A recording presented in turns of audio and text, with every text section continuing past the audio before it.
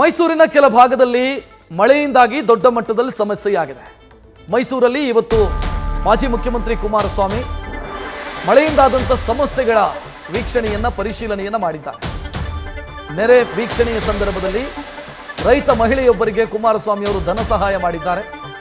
ಗೊರಹಳ್ಳಿ ಗ್ರಾಮದ ರೈತ ಮಹಿಳೆ ಶಿಲ್ಪಾಗೆ ಧನ ಸಹಾಯ ಮಾಡಿದ್ದಾರೆ. 50,000 ರೂಪಾಯಿ ಹಣ ಕೊಟ್ಟಿದ್ದಾರೆ. 10 ಎಕರೆಯಲ್ಲಿ ತಂಬಾಕು ಬೆಳೆದಿದ್ರು ಮಹಿಳೆ. ಆದರೆ ಧಾರಾಕಾರ ಮಳೆಯಿಂದಾಗಿ ತಂಬಾಕು ಬೆಳೆ ನಾಶ ಆಗಿತ್ತು. ಪರಿಹಾರಕ್ಕಾಗಿ ಕುಮಾರಸ್ವಾಮಿ ಅವರ ಬಳಿ ಮನವಿ ಮಾಡಿದ್ರು. ತಕ್ಷಣ ಸ್ಪಂದಿಸಿದಂಥ ಕುಮಾರಸ್ವಾಮಿ ಅವರು ವೈಯಕ್ತಿಕವಾಗಿ 50,000 ರೂಪಾಯಿ ಪರಿಹಾರವನ್ನ ಆ ಮಹಿಳೆಗೆ ಕೊಟ್ಟಿದ್ದಾರೆ.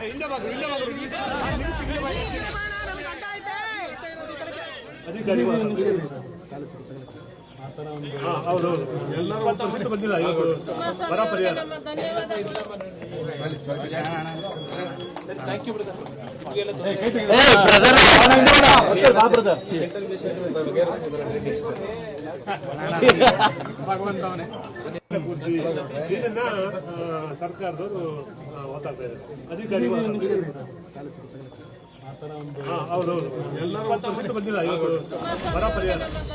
ಮಳೆಯ ಕಳೆದ ಒಂದು ವಾರದ ಮಳೆಯ ಒಂದು ಅನಾಹುತದಲ್ಲಿ ಸಂಪೂರ್ಣವಾಗಿ ಬೆಳೆ ಇವತ್ತು ಕೈಗೆ ದೊರಕ್ತಾ ಇರ್ತಕ್ಕಂಥ ಒಂದು ವಾತಾವರಣದಲ್ಲಿ ಫೋಟೋ ಇಲ್ಲವ ಯಾರ ಕೈಲಿ ಕೊಟ್ಟೆ ತೋರಿಸೋದು.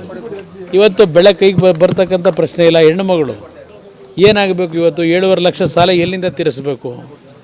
ನಾನು ಇವತ್ತು ಮೈಸೂರಿನಲ್ಲಿ ನಮ್ಮ ಸ್ನೇಹಿತರುಗಳು ಪತ್ರಿಕಾ ಸ್ನೇಹಿತರ ಮುಂದೆ ಹೇಳಿದೆ, ಈಗಾಗಲೇ ಪ್ರತಿದಿನ ರೈತರ ಆತ್ಮಹತ್ಯೆ ಪ್ರಕರಣಗಳು ಪ್ರಾರಂಭ ಆಗಿದೆ.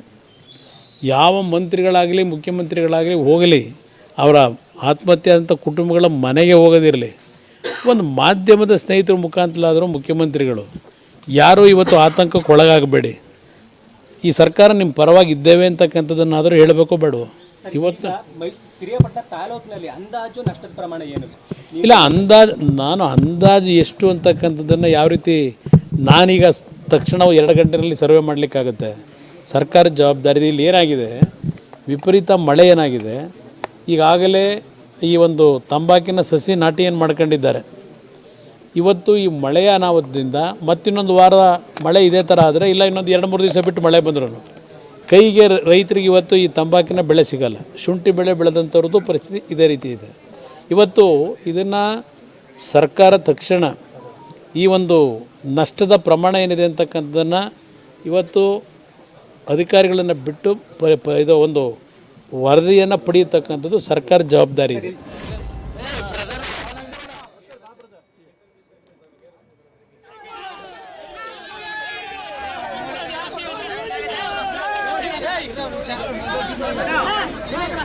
ಆ ಪರಿಹಾರ ಪಡೆದಂತ ಮಹಿಳೆ ಶಿಲ್ಪಾ ಅವರನ್ನ ನಮ್ಮ ಪ್ರತಿನಿಧಿ ರವಿ ಪಾಂಡವಪುರ ಮಾತನಾಡಿಸಿದ್ದಾರೆ, ನೋಡೋಣ. ಪಿರಿಯಾಪಟ್ಟಣ ಭಾಗದಲ್ಲಿ ಅತಿ ಹೆಚ್ಚು ಮಳೆ ಬಿದ್ದ ಪರಿಣಾಮವಾಗಿ ಬೆಳೆಗಳು ನಾಶ ಆಗಿದೆ. ಈ ಸಂಬಂಧ ವೀಕ್ಷಣೆ ಮಾಡ್ಲಿಕ್ಕೆ ಮಾಜಿ ಮುಖ್ಯಮಂತ್ರಿ ಕುಮಾರಸ್ವಾಮಿ ಅವರು ಬಂದಿದ್ರು. ಅವರ ಬಳಿ ಮಹಿಳೆಯೊಬ್ರು ಅಳಲನ್ನ ತೊಡ್ಕೊಂಡಿದ್ದಾರೆ. ನಮ್ ಜೊತೆ ಮಹಿಳೆ ಇದ್ದಾರೆ, ಅವ್ರನ್ನ ಮಾತಾಡ್ತಾ ಹೋಗ್ತೀನಿ. ಅಮ್ಮ, ಕುಮಾರಸ್ವಾಮಿ ಅವ್ರನ್ನ ಭೇಟಿ ಮಾಡಿದ್ರಿ, ಅಳ್ತಿದ್ರಿ, ಯಾಕೆ, ಏನಾಗಿದೆ? ನಾವು ಬೆಳೆ ಮಾಡಿದೀವಿ, 10 ಎಕರೆಗೆ ಹೊಗೆ ಗಿಡ ನೆಟ್ಟಿದೀವಿ, ಎಲ್ಲ ನೀರ್ ತುಂಬ್ಕೊಂಡು ನಾಶ ಆಗೈತೆ. ಸುಮಾರು 7 ಲಕ್ಷ ರೂಪಾಯಿ ಖರ್ಚಾಗೈತೆ. ನಮ್ಗೆ ಸ್ವಲ್ಪ ಪರಿಹಾರ ಕೊಡ್ಬೇಕು ಅಂತ ಕುಮಾರಸ್ವಾಮಿ ಅವ್ರ ಹತ್ರ ಕೇಳಕ್ಕೆ ಅಂತ ಬಂದಿದೀವಿ. ಆದಷ್ಟು ಸಹಾಯ ಮಾಡ್ಕೊಡ್ಬೇಕು. ನಮ್ ಊರ್ ಮಾಡಿಲ್ಲ, ತುಂಬಾ ಕಷ್ಟದಲ್ಲಿದೀವಿ. ನಮ್ಗೆ ಆದಷ್ಟು ಸಹಾಯ ಮಾಡ್ಕೊಡ್ಲಿ ಅಂತ ಕೇಳ್ತಾ ಇದೀವಿ ಸರ್ಕಾರವ. ಈಗ 10 ಎಕರೆ ಜಮೀನು ನಿಮ್ದೇನಾ, ಹೇಗೆ? ನಮ್ದೆಲ್ಲ ನಾವು ಬೇರೆಯವ್ರದ ಮಾಡ್ಕೊಂಡಿರೋದು, ಬೇರೆಯವ್ರದ್ ಮಾಡ್ಕೊಂಡಿದೀವಿ, ರೀಜುಗ್ ಮಾಡ್ಕೊಂಡಿದೀವಿ. ಹಾಕಿದ್ದು ಇನ್ನೇನು ಕಟಾವ್ ಮಾಡಕ್ ಬಂದಿತ್ತು, ಅಷ್ಟ್ರೊಳಗೆಲ್ಲ ಮುಳುಗಡೆ ಆಗೈತೆ. ಈಗ ಕುಮಾರಸ್ವಾಮಿ ಅವ್ರು ಏನಂತ ಹೇಳಿದ್ರು? ಅವ್ರು ಅದೇ ಎಲ್ಲಾನು ಕೊಡಿ, ನೋಡ್ತೀವಿ, ಪರಿಹಾರ ಮಾಡ್ಕೊಡ್ತೀವಿ ಅಂತ ಹೇಳವ್ರೆ. ನೋಡ್ಬೇಕು. ಬಂದಿದ್ರೆ ಲಾಭ ಎಷ್ಟು ಬರ್ತಿತ್ತು? ಈಗ ಎಷ್ಟು ಅಮೌಂಟ್ ನೀವು ಇನ್ವೆಸ್ಟ್ ಮಾಡಿದ್ರಿ? ನಾವು 14 ಲಕ್ಷ ರೂಪಾಯಿ ದುಡ್ಡು ಆಗೋದು, 7.5 ಲಕ್ಷ ರೂಪಾಯಿ ಖರ್ಚಾಗೈತೆ. ಬಂದಿದ್ರೆ 14 ಲಕ್ಷ ರೂಪಾಯಿ ದುಡ್ಡು ಆಗೋದು, 4,000 ಕೆಜಿ 5,000 ಕೆಜಿ ಹೊಗೆ ಆಗೋದು, ಎಲ್ಲ ನಾಶ ಆಗೈತೆ.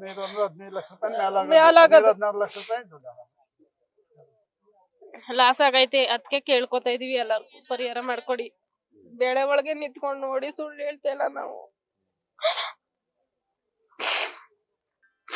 ಈ ಕುಮಾರಸ್ವಾಮಿ ಅವರು ಪರಿಹಾರ ಕೊಡ್ಸ್ತೀನಿ ಅಂತ ಹೇಳಿದ್ರೆ, ಅದೇ ಪೋಟ ಅರ್ಜಿ ಎಲ್ಲ ಕೊಡಿ, ಏನೋ ಮಾಡ್ತೀವಿ ಅಂತ ಹೇಳವ್ರೆ. ಅವ್ರು ಮಾಡಿದ್ರು ನಮ್ಗೆ ಸರ್ಕಾರನೂ ಸಹಾಯ ಮಾಡ್ಕೊಡ್ಬೇಕು.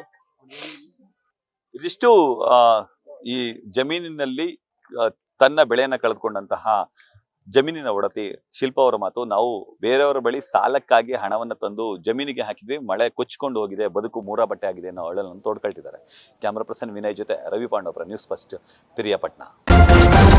ನ್ಯೂಸ್ ಫಸ್ಟ್ ನಿರ್ಭೀತಿಯಿಂದ ನಿಮ್ಮ ಪರವಾಗಿ.